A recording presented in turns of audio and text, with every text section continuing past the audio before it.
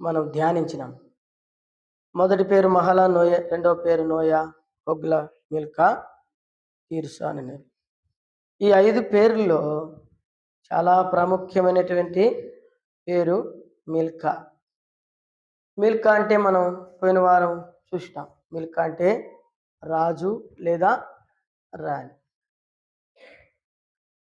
మనం దేవుడు ఏం చేసినాడు మనల్ని అంటే కేవలము దాసులుగానే ఉండాలని మాత్రము మనల్ని కోరుకోలేదు.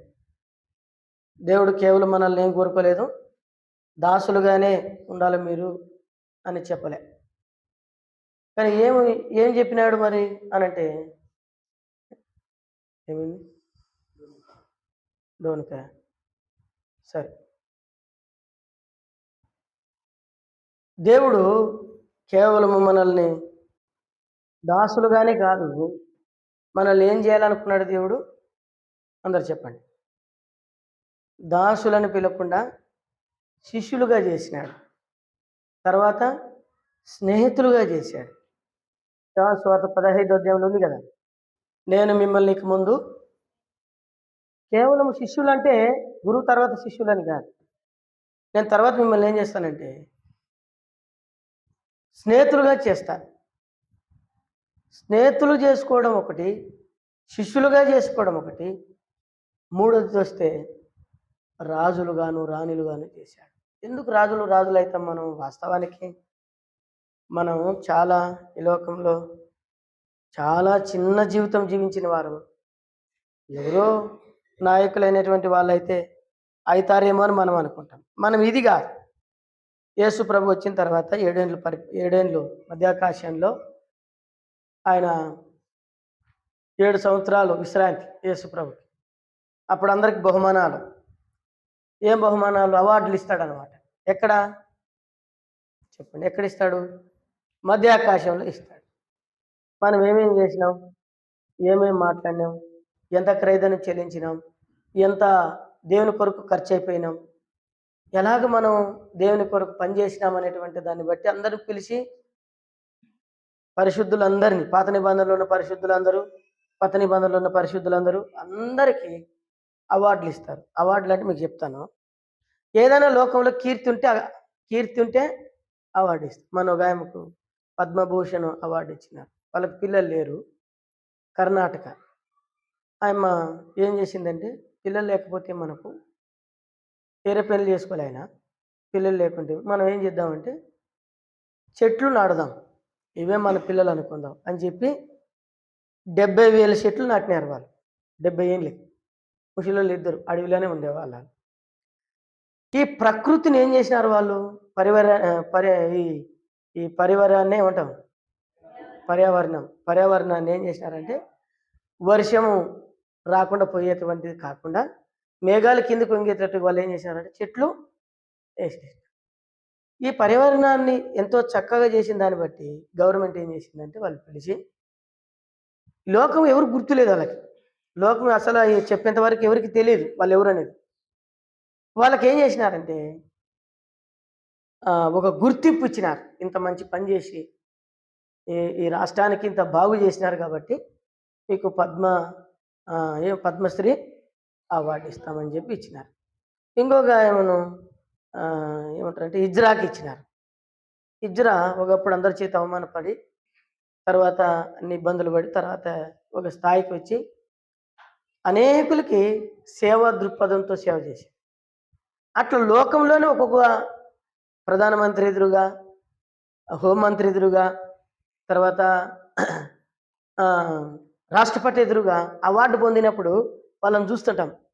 వాళ్ళు వచ్చేటప్పుడు ఎంత శ్రద్ధతో వచ్చి ప్రధానమంత్రికి దండం పెట్టి ఆ తర్వాత మళ్ళీ వెనక్కి వెళ్ళి మళ్ళీ ఒక్కొక్క అడుగు వేసుకుంటా రాష్ట్రపతి దగ్గరికి వెళ్ళి ఆడు కూడా దండం పెట్టి అప్పుడు వాళ్ళ చేతుల మీద అందుకుంటుంటే అందరూ ఎంతో సంతోషంగా సపర్లు కొడుతుంటే ఆ ఘనత ఒకసారి ఊహించుకోండి ఎట్లుంటుందో కదా.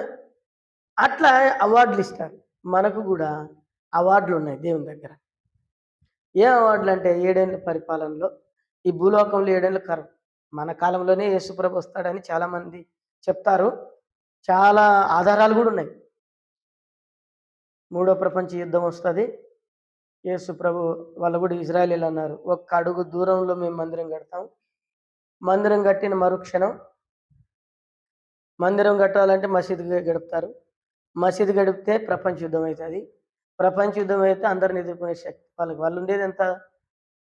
వాళ్ళు ఉండేది 60 కోటి మందికి ఇంకా తక్కువ ఉండాలి, చాలా తక్కువ. ఒకటే జిల్లా, ఒకటే రాష్ట్రం, ఆ, ఒకటే దేశం. అంత చిన్న దేశము మరి 56 దేశాలను ఎట్లా తట్టుకోగలదో అది మనం ఊహించుకుంటేనే భయం అవుతుంది. వాళ్ళు దేవుని మందిరం కొరకు అలనాడు నుండి ఈనాడు వరకు కూడా అన్నీ కోల్పోయినారు, రాజ్యాలు కోల్పోయినారు. ఎక్కడ పోయినా వాళ్ళు రాజులే. ఎక్కడ పోయినా కూడా దేశాల్లో కూడా రాజులే. ఇప్పుడున్న మన యూట్యూబ్ కానీ, ఇంటర్నెట్ కానీ అన్నీ వాళ్ళ స్వాధీనంలోనే ఉంటాయి. మనల్ని పట్టుకోవాలంటే వితిన్ 10 సెకండ్లు పట్టుకోగలరా. మనం ఎవరితో మాట్లాడుతున్నాం, ఎట్లా మాట్లాడుతున్నాం అన్నీ చేయగలం. అంత జ్ఞానం వాళ్ళకి దేవుడు ఇచ్చినాడు. ఈనాడు ఈ దేవుడే నిజమైన దేవుడు అనే దానికి ఆయన ప్రజలే ఆధారం. ఆయన ప్రజలే ఆధారం. ఇప్పుడు ఈ మందిరం కట్టబడుతుంది. 7 ఏళ్ళకు శ్రమల కాలం వస్తుంది. క్రీస్తు విరోధి వస్తాడు. సాతానుడు వచ్చి పరిపాలన చేస్తాడు. అందరికీ ప్రపంచ శాంతి సర్వమత సమ్మేళనం అని వస్తుంది. ఇవన్నీ ఇప్పుడు మతాలన్నీ రాజకీయాల మతాల కోసం కొట్లాడాల్సి వస్తాయి. ఇది యేసుప్రభు చెప్పిన మాటలు. మీరేమనుకుంటారు? కాలజ్ఞానులు చెప్పినారనుకుంటారా? ఆ జ్ఞానం కూడా యెషయా గ్రంథమే. అర్థమైందే? ఆయన చెప్పినాడు, ఈయన చెప్పిన కాలజ్ఞానం కాదు. యేసుప్రభు యెషయా గ్రంథాన్ని ఆయన చదివి ఒకప్పుడు క్రైస్తవుడు. ఆయన ఉంటా మరలా దేవుని మీద ఏదో ఒకటి వేయాలి కదా. ఇబ్బందులు వచ్చినప్పుడు వెళ్ళిపోయినాడు. ఇట్లా కాదు, నన్ను అందరు గణపరచాలని చెప్పి నేను ఒక దేవుని అని చెప్పి ఇట్లా చేసినారు. సరే, ఇవన్నీ మనకు అవసరం లేదు. కానీ పరలోకంలో మనకు బహుమానాలు ఉంటాయి. అప్పుడు ఏం చేస్తాడంటే, ఒక 5 ఇచ్చినవాడు 5 చేసింటాడు కదా. బలా నమ్మకమైన మంచి దాసుడా, నువ్వు కొంచెంలోనే నమ్మకంగా ఉండవు, నువ్వు అనేకమైన వాటి మీద 5 రాష్ట్రాల మీద ఆయన్ని పెద్ద చేస్తాడు. అట్లా యేసుప్రభు వారు ఈ అన్ని విభాగాలు చేసిన తర్వాత ఈ 1000 ఏండ్లు ఈ భూమిని ఆయన పరిపాలన చేస్తాడు. అప్పుడు మనం అందరం రాజులము. చెప్పండి, రాను. అరే, ఊర్లో ఇంత వ్యభిచారం చేసుకుంటూ తిరిగిందే దుర్మార్గురాలు, ఆయమ్మ వచ్చి పాలన చేస్తుంది అంటే, ఆయమ్మ రక్షించబడింది, మారుమనసు పొందింది, దేవుని నమ్ముకుంది, దేవుని కొరకు జీవించింది, దేవుడు ఆమెను గొప్పగా చేశాడు. అరే, ఇంతగా తిరిగిపోతూ తాగుబోతైనటువంటి వ్యక్తి అసలు వీడు మారడేని అనుకుంటే, అలాంటి వ్యక్తిని నియమించినావంటే వాడు మారడు అని చెప్తావు కదా నువ్వు. వాడు మారినాడు, దేవదూతల మీద అధికారి. అట్లా అందరికి ఇచ్చుకుంటూ వస్తాడు. అప్పుడు మనం రాజులుగాను అందుకని పేతురు రాశాడు, పరిశుద్ధ జనముగాను రాజులైన యాజక సమూహం అవుతామంట. యాజక సమూహం. కాబట్టి దేవుడు నిన్ను నన్ను రాజులుగా రాణులుగా అనే మాటలో ఎంతో అర్థం ఉంది. మనం రాణిని గురించి చూసినప్పుడు ఎస్తేరు గురించే చూస్తాం కదా. ఎస్తేరు ఒక తల్లిదండ్రులు లేని బిడ్డని దేవుడు రాణిగా చేశాడు. రాణిగా చేయడమే కాదు, ఆయమలో కొన్ని సుగుణాలు మనం చూస్తూ వచ్చినాం కదా. ఆయమలో మొదటి సుగుణం ఏంటంటే, తను దీనురాలుగా జీవించింది. దీనురాలుగా జీవించిన వాళ్ళని ఎప్పుడైనా కానీ దేవుడు ఉన్నతమైన స్థానముల మీదకే ఎక్కిస్తాడు. దీనులుగా ఉండే వాళ్ళనే అహంకారాలు ఎదిరిస్తాడు. ఎప్పుడు దేవుడు దీనులకు ఏమిస్తాడు? కృప చూపిస్తాడు. తర్వాత మనం రెండవది చూసినాం, ఎస్తేరు యొక్క గుణం. ఆయమ్మ గుణం ఏంది? ఒక మంచి గుణం. ఏమిది ఆయమ్మ గుణం అంటే, అలంకారమే అనేటువంటి గుణం. ఎంతో అందం ఉంది. అందం ఉండడం తప్పు అని చెప్పడంలే నేను. బైబిల్లో అందం కలిగిన స్త్రీలు ఉన్నారు, అందం కలిగిన పురుషులు కూడా. దావీదు సుందరమైన ఆయన కనురెప్పుల గురించి రాయబడింది. ఎర్రని వాడని రాయబడింది. మోషే సుందరమైన వాడని రాయబడింది. సుందరమైన వాళ్ళు పెళ్లి చేసుకోవాలని కాదు. దేవుని మోషే ఎవరిని పెళ్లి చేసుకున్నాడు అంటే, బాగా చక్కగా ఉన్న వాళ్ళు చూడండి, కరిగిన అమ్మాయి దొరుకుతుంది వాళ్ళకి. నేను చాలామందిని గమనించినాను. వాళ్ళ బంధువుల్లోనో ఎవరెవరిని. మా ఊర్లో మా ఇంటి పక్కలే వరుసకు మామ అవుతాడు ఆయన. ఆయన చాలా అందగాడు. తన అందం చూసుకొని పొద్దుమూగులు అద్దం కాడు ఉండేవాడు. ఆయనకి ఏం చేసినారంటే, వాళ్ళది మదిరి దగ్గర, మదిరి అనే ఒక ఊరు ఉంది ఆదోని పక్కన. అవన్నీ కన్నడ పదాలు ఉంటాయి. అవి ఆయనకి ఏం చూపించినారంటే తెల్లగున్న పాపని చూపించినారు ఫస్ట్. వాళ్ళు ప్లాన్ వేసినారు. ఏం ప్లాన్ వేసినారంటే వరుసకి మామయ్య వాళ్ళ బంధువులే. వీడు చేసుకోను అని చెప్పినాడు. తెగేసి చెప్పినాడు. చెప్పింటే సరేలేరా ఇంటి పక్కల పాపను చూడని చెప్పి ఇంటి పక్కల పాపను చూపించినారు. ఇంకా పెళ్లి రోజు అందరం పోయినాం. సంబరంతో వీడు ఎంత తాగుతారో తాగండి అన్నాడు తాగేటోళ్ళకి. అన్నీ తెచ్చి ఇచ్చినాడు. అంతా అయిపోయిన తర్వాత తాళి కట్టే ముందు పెళ్లి కూతురు కన్ని కప్పుకొని వచ్చినారు.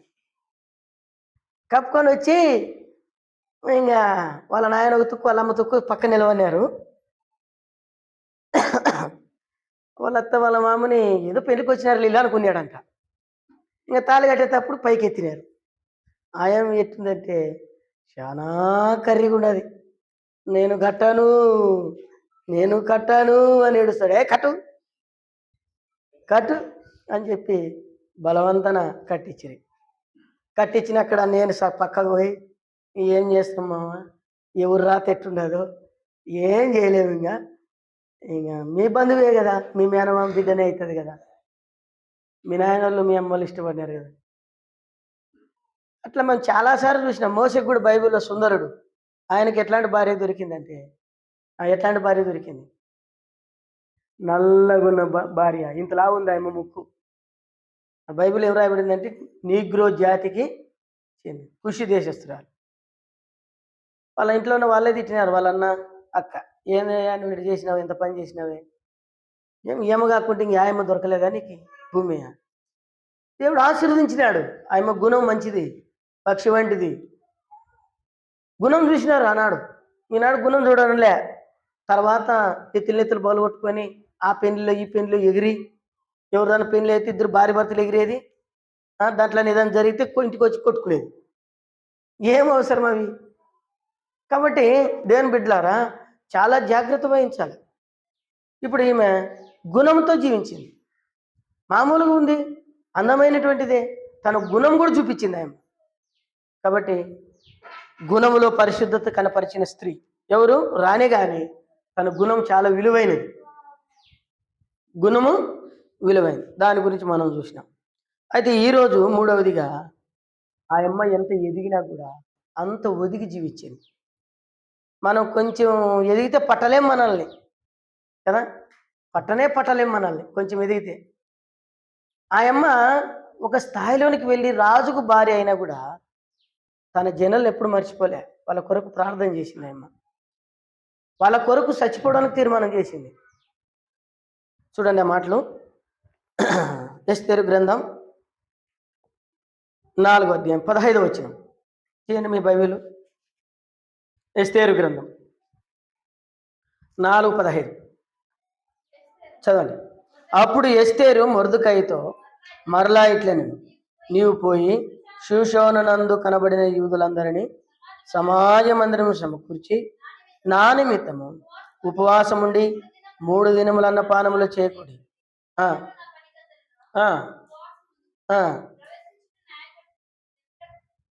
ప్రవేశించుట న్యాయ వ్యతిరేకముగా ఉన్నాను. నేను రాజునొద్దు ప్రవేశించదును, నేను నశించేదనండి. ఇక్కడ వాళ్ళ ప్రజలకు కష్టం వచ్చింది. ఏమొచ్చింది? కష్టం వచ్చింది. ఎవరికైనా కష్టం వస్తే మనకు వచ్చింది అనుకోవాలా, బాగా జరిగింది వాళ్ళకి, అట్లే జరగల్లా అనకూడదు. కాకులు చూడండి, ఒక కాకి దెబ్బ తగిలితే కాకులన్నీ కలిసి ఏమంటాయి?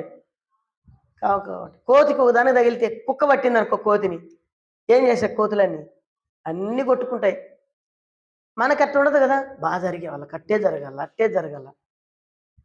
మనం అట్లనే కదా మాట్లాడే, మన స్వభావము అటువంటిది. అందుకనే భూమి మీద మనిషికి ఉన్నంత విషయము ఏ జంతువుకు ఉండదంట.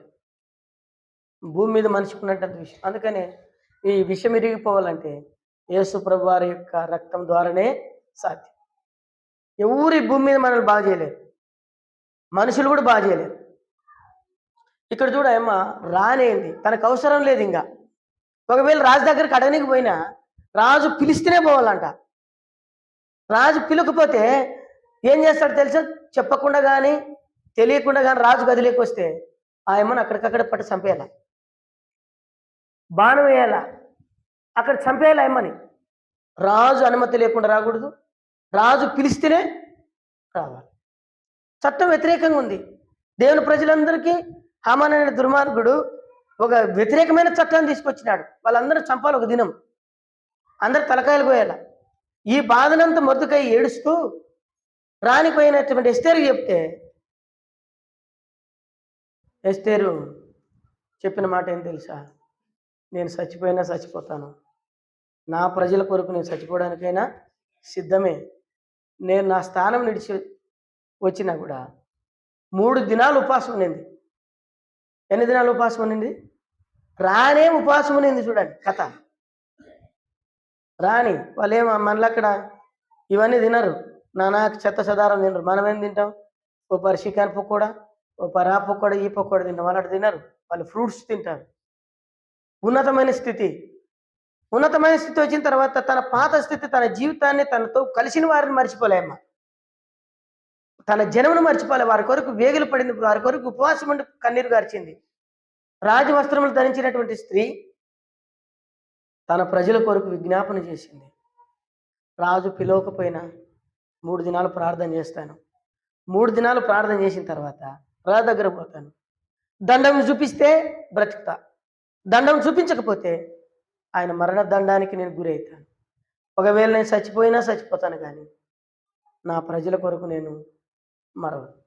మన స్థానాలు కొంచెం రాగానే తల్లిదండ్రులే లెక్క చేయం మనం కదా. చూపించుకోపో, ఏమి లేదా లెక్క, నేనకి రావాల పొద్దుమూగులు. తల్లిదండ్రులు లెక్క చేయం. రా చిన్నోడా ఏం చేస్తారా, నువ్వు చూపిపో అమ్మకి. పెద్దోడు అంటాడు. పెద్దోడు ఏమంటే ఏమిలే, నేనే పుట్టినేది అని చిన్నోడు అంటాడు కదా. మన పిల్లలు కూడా అట్లా అంటారు రేపొద్దున. మనం ఎవరు చెప్పుకోవాలి అప్పుడు? గొర్రెనక గుంటకు ఎప్పుడు తప్పదు. ఆమె స్థితి మారలే, ఆమె ఆలోచనలు మారలే, ఆమెకు అహంకారం రాలే. ఆ ప్రజల కొరకు చచ్చిపోవడానికైనా సిద్ధపడింది. మనం పానం వేయకుంటే వాళ్ళ క్షేమమును కోరాలి, వారి కొరకు ప్రార్థన చేయాలి. ఇబ్బందులు ఉంటే వారి క్షేమమును కోరాలి, వారికి ఏదైనా చేతనైన సహాయము చేయాలా. మనం విడిపించగలిగిన శక్తి మనకుంటే మనం చేయగలగాల. ఇలాగా ఇది మనకు అవసరం. ఎస్తేరు రానే కానీ తన స్థానం బట్టి గర్వించలేదు, తన ఆలోచన బట్టి గర్వించలేదు. మనం ఎప్పుడు కూడా గర్వం ఉండకూడదు. దేవుని బిడ్డల్లో ఏముండకూడదు? గర్వం ఉండకూడదు, గర్వం ఉండకూడదు. దేవుని బిడ్డలు ఎప్పుడు దీనంగా ఉండాలి. దీనంగా ఉండాలంటే సహించేదనమాట, ఓర్చుకునేదనమాట. ఎంతవరకు ఓర్చుకోవాలన్నా? పొద్దుమూగులు ఓర్చుకోవాలంటే ఓర్చుకోవాలి, తప్పదు. బైబిల్ ఏం రాయబడిందంటే మరణ పర్యంతము నీవు ఓర్చుకోవాలి. చనిపోయేంత వరకు. చనిపోయిన తర్వాత అయినా వాళ్ళు మనల్ని జ్ఞాపకము చేసుకుంటారు. కాబట్టి ఎస్తేరు తన జీవితంలో తన వారిని మర్చిపోలే, తన వారి కొరకు ప్రాణం ఇచ్చేదానికి కదా. మనకి ఎంతో స్టైల్ ఉంటుంది. కొంచెం ఏమి లేకున్నా కూడా మనం ఏం చేసాం, చాలాసార్లు విలువైనది ధరించుకోవాలనుకుంటాం. నువ్వు బాగుండడం మంచిదే, కానీ నీకు దేవుడిచ్చిన డబ్బును వృధా చేయొద్దు, వ్యర్థం చేయొద్దు. అనవసరమైన బట్టలకి, అనవసరమైన ఆడంబరాలకి. దేవుని బిడ్డలకి యాక్టింగ్లు అవసరమా? దేవుని బిడ్డలకి మేకప్లు అవసరమా? దేవుని బిడ్డలకి అహంకారం అవసరమా? దేవుని బిడ్డలకి ప్రేమ, అప్యాయత ఇవే దేవుడు చూపించినది. కాబట్టి చాలామంది బైబిల్లో అందం కలిగిన వాళ్ళే, కానీ గుణంలో విలువైనటువంటి వాళ్ళు. రిబకా అట్లనే, రూతు అట్లనే కదా, అబిగయలు అట్లనే. వీళ్ళందరూ ఎస్తేరు వాళ్ళు గుణంలో చూపించినారు. అంతేకాదు, వారు ఆ విధంగా ఏమో ఉపవాసం 3 దినాలు ప్రార్థన చేస్తే 3వ దినం ఇప్పుడు పోవాలి కదా, ఏటికి పోవాలా? రాజుకాటికి పోవాలా. రాజుకాటికి పోతే రాజు చూసినాడంట. ఆయన ఆవరణలోకి రాగానే చూసి తన బంగారు దండం ఎత్తి ఆమెకు చూపించినాడు. ఏంది నీ కోరిక అని అడిగినాడు. దేవుని అడుగు, అట్లా ఎస్తేరు అక్కడ అడుగు, నీకేంటి గీట దేవుడు. మనం సాకులు చెప్తాం, ప్రార్థన చేయము కానీ సాకులు చెప్తాం. నువ్వు ప్రార్థన చేయన్నా మేము చేస్తాం, నువ్వు చేసుకోవాలి కదా. మేము ఎప్పుడు చేస్తూనే ఉంటాం, ప్రతిదినం అన్నం తినేటప్పుడల్లా చేస్తాం. అన్నం తిని పడుకునేటప్పుడల్లా నీ కొరకు చేస్తావు, కుటుంబ ప్రార్థనలో నీ కొరకు చేస్తావు. నువ్వు చేయాలి కదా. కన్నీరు గారిచి అడుగు, ఇజికి అడిగినాడు. మరణం ప్రాణం కొరకు అడిగినాడు, ఇచ్చిలేడా? ఒకటి మరణం పొందించేవాడు ఆయనే, బ్రతికించేవాడు ఆయనే, దెబ్బలు కొట్టివాడు ఆయనే, బాగు చేయవాడు ఆయనే. నువ్వు అడుగు, దేవుని కనికరం వైపు చూడు. ఎస్తేరుని చూడగానే రాజుకి ఏం కలిగిందంట? దయ పుట్టింది. ఏమి నీ కోరిక అని అడిగినాడు కదా. ఏమి నీ కోరిక అని అడిగితే ఆయమ్మ వెళ్ళి బంగారు దండం ముట్టుకునింది. అయ్యా, నేను ఒక యూదురాలిని, నా ప్రజలు చిన్నతనం నుండి దాస్యంగా అమ్మబడ్డారు, నా జనులు ఈ ప్రజలందరూ వీళ్ళకి మరణం వచ్చింది అని చెప్పింది. చూసినావా? అంతకంటే ముందు ఆమె చిన్నగా అడిగింది, నీ కోరిక ఏంటంటే ఫస్ట్ చెప్పలే, పోయి ఏం చెప్పింది? నాతో పాటు నా దగ్గరకు భోజనానికి వస్తావా అని అడిగింది. 3 సార్లు పిలిచింది, 2 సార్లు పిలిచింది, 3వసారి ఆమెను గురించి చెప్పింది. మనం ఆలకించబడింది. దేవుడు ఒక సామాన్యమైన మనిషికే అలాంటి కనికరం పుడితే దేవుని కనికరం ఉంటుందా? నీ బాధలు, నీ కష్టాల గురించి నువ్వు మొరపెడితే చాలాసార్లు మనం దేవుని నిందిస్తాం, మనం ప్రార్థన చేయం. కాబట్టి ప్రార్థించినటువంటి స్త్రీ, ప్రార్థన చేయండి, నోరు తెరవండి. ప్రార్థన చేయకుండా దేవుడు ఏమి ఇయ్యాడు. అడగనిది అమ్మాయిని అన్నం పెట్టదనే సామెత ఉంది కదా లోకంలో. కాబట్టి అడగందనే అమ్మాయిని అన్నం పెట్టదు, అడగందనే దేవుడు అడుగుడి మీకు ఇవ్వబడను అన్నాడు. అడిగేది కూడా దీన మనసుతో. నువ్వు దేవుని కాటికి పోయినప్పుడు, ఏదైనా కొన్ని నాయకుని దగ్గరికి పోయినప్పుడు ఎట్లా పోతావు? ఎంత దీనమైన మనసు. చెప్పులు దూరాన్ని ఇస్తావు, చేతులు కట్టుకుంటావు. ఆయనేమో ఏం చేస్తున్నాడమ్మా మా నాయకుడు అంటే, మీ నాయకుడు ఇంట్లో లోపల స్నానం చేస్తున్నాడంటే చేతులు కట్టుకునే నిలబడతావు. ఆయన వచ్చేంత వరకు నిలబడతావు. వచ్చిన తర్వాత సగం మాట చెప్తావు, సగం మాట మింగుతావు. ఏమయ్యా వచ్చినావా అంటే, అది మొన్న ఏంద్రా చెప్పు అంటే, అదే మొన్న పాప విషయం మాట్లాడ. ఏమి పాపకు సీటా? అదే అయ్యా, నేను ఫోన్ చేసి చెప్పు. ఏడు అది కాదు చెప్తాడు, ఊకే చెప్పినాడు అనేటువంటి సంబరంతో వస్తుంది.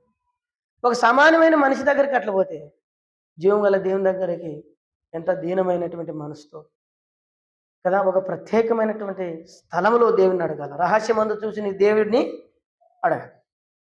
కాబట్టి ఆమె తగ్గించుకుంది, తన జీవితాన్ని తగ్గించుకుంది. చూడండి, ఒక మాట ఎస్తేరు గురించి రాయబడినప్పుడు మత్తయి సువార్త, మార్కు సువార్త 9వ అధ్యాయం 28వ వచనం. ఆమె ఏడ్చింది, ఆమె కన్నీళ్లు ఎంతో విలువైనగా ఎంచినాడు దేవుడు. మనం కూడా మన బాధల కొరకు దేవునికి చెప్పుకోవాలా. 9:28 వచనం.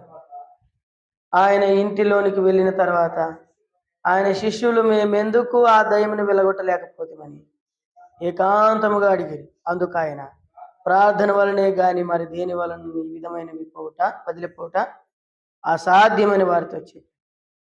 ఇక్కడ ఒక సందర్భం ఉంది కదా, ఈ సందర్భంలో దయ్యము పాపం 12 ఏళ్ళ నుండి పట్టిందంట ఆ పిల్లోనికి. ఎన్ని ఏళ్ళ నుండి? 12 ఏళ్ళ నుండి దయ్యం పట్టి. ఎట్లా ఇది జరిగింది? అక్కడ రాయబడినటువంటి మాటలు ఏంటంటే, చిన్నతనంలో నుండి వానికి దయ్యం పట్టింది. వీడు ఆ చిన్నతనంలో నుండి ఏడిసేవాడు. ఎట్లా ఏగినారు, ఎట్లా పెంచినారు? అంత వయసు వచ్చేంత వరకు పెంచినారు. మనమైతే ఓర్చుకోలేము, వీడు బతికెక్కడ చచ్చిపోయి మేలు అనుకుంటాం. ఎందుకంటే రోజు వేడిపే, రోజునే నీళ్ళలో పడతాడు, అగ్నిలో బండికి పోతాడు. ఎలాగ పెంచినారు? అంతవరకు అంత మంచిగా చేసినారు. వాని చంపవలెనని వచ్చిందంట. కొంతమంది శిష్యులు పోయి ప్రార్థన లేకుండా పోయి దాన్ని ఓడించాలనుకున్నారు, కానీ ఏమి వాళ్ళ ఫలితం రాలే. అప్పుడు యేసుప్రభు ఏమన్నాడు, వాడిని నా దగ్గరకు తీసుకురండి. తీసుకొస్తే ఆ దయ్యం ఆయన చూడగానే వెళ్ళిపోయింది. అప్పుడు వాళ్ళు వచ్చి అడిగినారు, మేము ఎందుకు వెళ్ళగొట్టలే, నువ్వెందుకు వెళ్ళగొడతావని అడిగినారు. అప్పుడు ప్రభు ఏమన్నాడంటే, ఇట్టివి ప్రార్థన వలనే కానీ ఏని వలన కాదు. అక్కడ ప్రార్థన అనే ఫుడ్ నోట్లో 2 అని ఉంటుంది. కింద ఏమని ఉంటుందంటే కన్నీళ్ళు విడిచిచ్చు, అంటే కన్నీటి ప్రార్థన చేస్తే తప్ప విజయం అనేది మనకు దొరకదు. గుర్తుపెట్టుకోండి అందరు ఇది. ఎస్తేర్ ఏం చేసింది? తన ప్రజల కొరకు ఆలోచించింది, తన ప్రజల కొరకు కన్నీరు ప్రార్థన చేసింది. 3 రోజులు కన్నీటి ప్రార్థన, అది ఉపవాస ప్రార్థన. యేసుప్రభు ఏం చెప్తున్నాడంటే, ఇట్టివి నీకు సాధ్యం కానీ సాధ్యం కావాలంటే తల్లి పిల్ల కూర్చోండి, లేదా సంఘంను పిలుచుకోండి, లేదా మీ కుటుంబంలో ప్రార్థన పెట్టుకోండి, ఉపవాస ప్రార్థన పెట్టుకోండి, కార్యములు సాధ్యమవుతాయి. కన్నీటి ప్రార్థన చేసి, ఇట్టివి ప్రార్థన ద్వారానే తప్ప మరి ఏ ద్వారా వెళ్ళిపోదు. ప్రార్థన ద్వారానే విడిపించబడేది. కాబట్టి ప్రార్థన ప్రాముఖ్యమైనది. ఈ కన్నీటి ప్రార్థన అనేటువంటి విలువైంది. ఎస్తేరు యొక్క కన్నీటి ప్రార్థనను బైబిల్ గ్రంథంలో రాశాడు. దేవుని యొక్క కవులలో చేరినాయి. కీర్తన గ్రంథంలో ఆ మాట చూస్తాం మనం కదా. 58వ కీర్తనలో 56వ కీర్తన 8వ వచనం, నా కన్నీళ్లు నీ నీ గుడ్డిలో ఉంచుకొని ఉన్నవి, అవి నీ కవులలో కనపడుతున్నాయి, పేపర్లో కనపడతాయి. వాస్తవానికి పెన్నుతో రాసినది నిలబడుతుంది, కానీ నీళ్లతో ఎవరైనా రాయగలరా? పేపర్ మీద రాస్తే పేపర్ నిలబడుతుందా కదా. నీళ్ళతో, మన కన్నీటితో, మనం కన్నీరు కార్చేటువంటి కన్నీటి ద్వారా దేవుడు ఏం చేస్తాడంట, నీ విలువైన కన్నీరు అంత విలువైనది. దేవుడు గుర్తుపెట్టుకొని నీ పిల్లల విషయంలో కానీ, నీ కుటుంబం విషయంలో కానీ, ఎంత జటిలమైన పరిస్థితి కానీ తలుపేసుకొని ఉపవాస ప్రార్థన చేస్తే దేవుడు నీకు సహాయము చేస్తాడు. అందుకని ఎస్తేరు రానే కానీ ప్రార్థన పర్రాలు కదా. ఆయనకు అన్నీ ఉన్నాయి, కానీ ఆయన నిబ్ధంగా సంతోషంగా ఉండొచ్చు. ఆయన ఏం చెప్తే జరుగుతుంది, కానీ ఏం చెప్తే జరుగుతుందని ఆశించలేమ. దేవుని మీద ఆధారపడింది. అన్నిటినీ నాకు ఇచ్చిన అధికారం దేవుంది, అన్నిటిపైన అధికారి దేవుడే. రాజ్యములను రాజు యొక్క మనసులు మార్చగలవాడు, చట్టములను వాటి యొక్క పరిమాణం మార్చగలవాడు. ఆయన అసాధ్యం, ఆయనకే సాధ్యం, కానీ నాకు అసాధ్యం అని చెప్పి ప్రార్థన చేసి. కాబట్టి ఇట్లాంటి అసాధ్యమైనవి సుసాధ్యం కావాలంటే ప్రార్థన ద్వారానే. మూడవది ఆయన జీవితంలో ఇంకోటి చూసి ముగిస్తా. చూడండి, సమయం ఏంది మనకు ఇంకా. చూడండి దేవుని వాక్యంలో రండి. సామెతల గ్రంథం 31:30 వచ్చి చదవండి. సామెతల గ్రంథం 31వ అధ్యాయం 30 వచ్చి. సామెతల గ్రంథము, అందం మోసకరము, సౌందర్యము వ్యర్థము, యెహోవా యందు భయభక్తులు కలిగిన స్త్రీ కొనియాడబడదు. కాబట్టి యెహోవా యందు భయభక్తులు కలిగిన స్త్రీ కొనియాడబడతారు. దేవునికి భయపడే వాళ్ళు కొనియాడబడతారు. దేవునికి ఎవరైతే భయపడతారో వాళ్ళ ఘనత వస్తుంది. నీవు కోరుకుంటే ఘనత రాదు. నువ్వు దేవుని కనపరిస్తే దేవుడు నిన్ను కనపరుస్తాడు. యెహోవా యందు భయభక్తులు కలిగిన స్త్రీ కొనియాడబడింది. ఇప్పుడు ఈ అమ్మాయి కొనియాడబడిందే లేదా అందరి చేత? రాణి మహారాణి ఎస్తేరు, రాణి మహారాణి ఎస్తేరు అని పొగిడినారు. మహారాజు యొక్క భార్య ఇండియా దేశానికి కూడా రాణిగా అయింది. ఎంత గొప్ప భాగ్యం అది. హిందూ దేశం అని బైబిల్లో 2 సార్లు రాయబడింది. మన దేశాన్ని పరిపాలించిన అశ్వరోష్ రాజు మన సంస్థానానికి కూడా రానేది. ఎంత కొనియాడబడింది ఆయమ్మ. యెహోవా యందు భయభక్తులు కలిగి ఉండడం ద్వారా కొనియాడబడింది. దేవునికి భయపడడం ద్వారా కొనియాడబడింది. కాబట్టి మనము కూడా బ్రదర్స్ అయినా సిస్టర్స్ అయినా దేవునికి భయపడితే మనం ఏం చేయబడతాము? కొనియాడబడతాం. దేవుని చేత కొనియాడబడతాం, లోకం చేత కొనియాడబడతాం, దేవుని గ్రంథములో, జీవ గ్రంథములో మనం కొనియాడబడతాం. బైబిల్లో అట్లా కొనియాడబడిన స్త్రీలు చాలామంది ఉన్నారు. శారా కొనియాడబడింది కదా. మనం ఆడ పేతురు రాసిన మొదటి పత్రిక 3వ అధ్యాయంలో ఆమె గురించి ఏం రాబడిందంటే, మీరు గుణం అనే అక్షయమైన అలంకారం మీరు అలంకారంగా ధరించుకునేలా శార యొక్క కుమార్తెలైతారు అంటూ ఏమన్నదంటే, తన యజమానుని, తన భర్తను ఏమని పిలిచిందంట? నా యజమానుడా అని పిలిచిందంట. ఆయన వాస్తవానికి ఆయమ్మ బుద్ధి సరైనది కాదు, కానీ లోకం చూసినప్పుడు, దేవుడు చూసినప్పుడు ఆయమ్మ జీవితం ఎంతో ఆశ్చర్యకరంగా మార్చబడింది. ఎంత సుగుణం కలిగిన స్త్రీ శారా. అందుకని తన భర్తను యజమానుడా అని పేరు పెట్టి పిలిచే దినాలు ఇవి కదా. లడ్డు మిఠాయి అని పిలిచే దినాలు ఇవి. అప్పుడు అట్లా లేవు. యజమానుడా, భర్త వస్తున్నాడంటే తల మీద కొంగు వేసుకునేటోళ్ళు. ఇప్పుడు ఎట్లా? ఇప్పుడు ఇంక భర్తలే కొంగులు వేసుకోవాలా. మంచం మీద కూర్చొని కాళ్ళు ఊపుతుంటే ఒక ఆయన కింద కూర్చున్నాడు. పాపం ఆయన కింద కూర్చున్నాడు. ఆయనేమో ఉల్లిగడ్డలు తరుగుతున్నాడు, ఏమేమో కాళ్ళు ఊపుకుని కూర్చుంది. ఎంత సంబరమో ఆయమ్మకు. ఆ? భర్తకి ఇదేనా విలువ? పూర్వము అన్యులుగా ఉన్నప్పుడు మన పూర్వీకులు నానమ్మోళ్ళు, అబ్బబ్బోళ్ళు, జేజమ్మోళ్ళు ఏం చేసినారు? ఉదయం లేయగానే భర్త కాళ్ళ మొక్కి లేచేవాళ్ళు. వాళ్ళకి తెలియదు. వాళ్ళు ఏమనుకున్నారు? పతియే ప్రత్యక్ష దైవం అనుకునేవాళ్ళు. భర్తే నా దేవుడు అంతే. 10 మందిలో మగోళ్ళతో మాట్లాడాలంటే తల మీద కొంగేసుకొని మాట్లాడేటోళ్ళు. ఇప్పుడు ఎట్లా ఎంటికలు ఇరిపోసుకొని కొట్లాడతారు. ఆ? ఎంత మారిపోయింది కథ. అవును కదా. ఇప్పుడు అన్నతో మాట్లాడాల్సిన అవసరం లేదు, అక్కతోనే మాట్లాడాలా. ఇప్పుడు అట్టుంది పరిస్థితి. ఎవరింటికి అనుభవం ఏ నా చెప్పు, నాకు చెప్పు అంటది. అన్నయ్య ఆడున్నాడు అక్క అంటే నాకు చెప్పు నా ఫస్ట్. ఏమనుకున్నా ఏమనకూడదు, మనం అర్థం చేసుకొని పోతుండాలి ఇంకంతే. కాలం ఎట్లా మారిపోయింది. ఎవరు తనన్నప్పుడు బ్రదర్స్ వచ్చినారంటే తల మీద కొంగేసుకొని మాట్లాడాలి. అప్పుడు చూడండి నీ గౌరవం ఎట్లా పెరుగుతుంది, నీ విలువ ఎట్లా పెరుగుతుంది, నిన్ను ఎట్లా కొనియాడబడతావు. ముసలోళ్ళు ఇప్పుడు కూడా మా జేజమ్మ ఇప్పుడు కూడా తల మీద కొంగేసుకుంటుంది. మా జేజమ్మకి 110 ఏండ్లు పైన ఉంటాయి. ఒక్క పండు ఊడిపోలే ఆయమ్మ, కనుసూపు కూడా తగ్గలే. ఆ?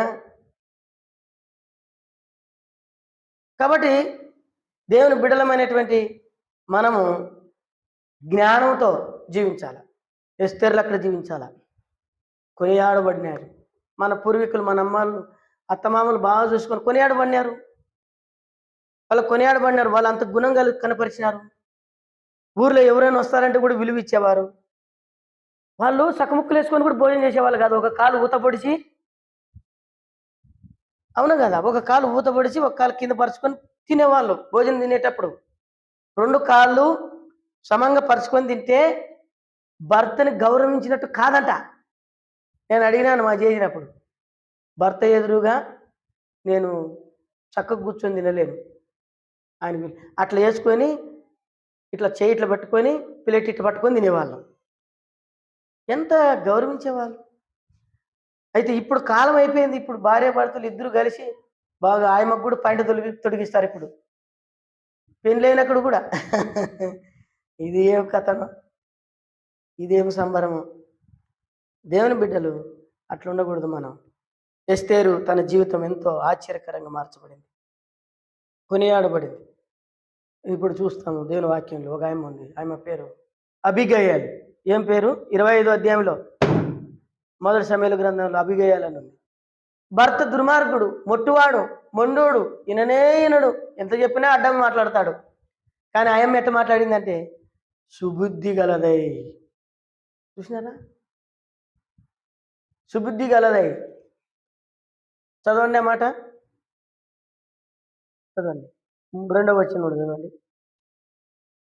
మొదటి సమూయేలు గ్రంథం 25:3 వచనం కూడా చదవండి. మొదటి సమూయేలు గ్రంథం 25 3 వచనం. అతని పేరు ఏం బ్రదర్స్ ఒకరు కూడా చదవరే. అతని పేరు నాబాలు.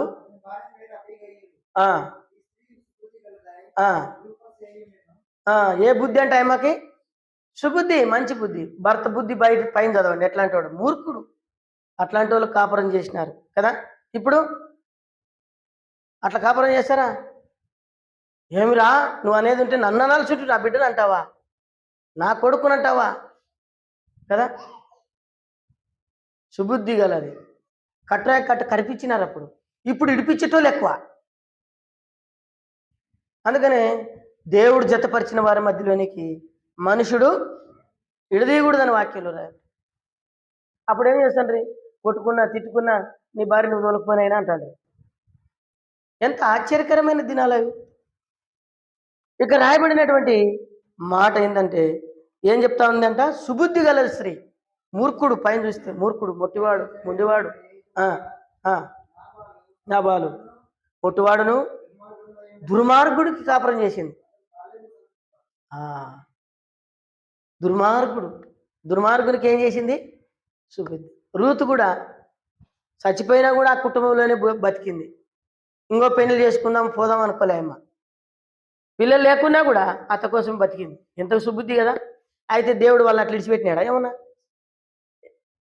ఇప్పుడు నాబాలు చచ్చిపోతే ఇడిచిపెట్టినాడా? దావీదు వెళ్ళి పెళ్లి చేసుకున్నాడు ఆయమని. చూడు ఎంత ఆశ్చర్యం కదా. దావీదుకు భార్య అయితే కలలో కూడా అనుకుని వెళ్ళాను. దావీదు పెళ్లి చేసుకున్నాడు. రూతు బోయాజు ఏం చేసినాడు? పెళ్లి చేసుకున్నాడు. మనం చాలాసార్లు రెండో సంబంధమా? మళ్ళొచ్చి అక్కయ్య మళ్ళొచ్చదేమోలే. లేదంటే ఏదో సమస్య ఉంటే ఏదో ఇట్లా ఎంగేజ్‌మెంట్ ఆగిపోయిందంట పరిస్థితి. రెండో సంబంధమా? ఏంటికి?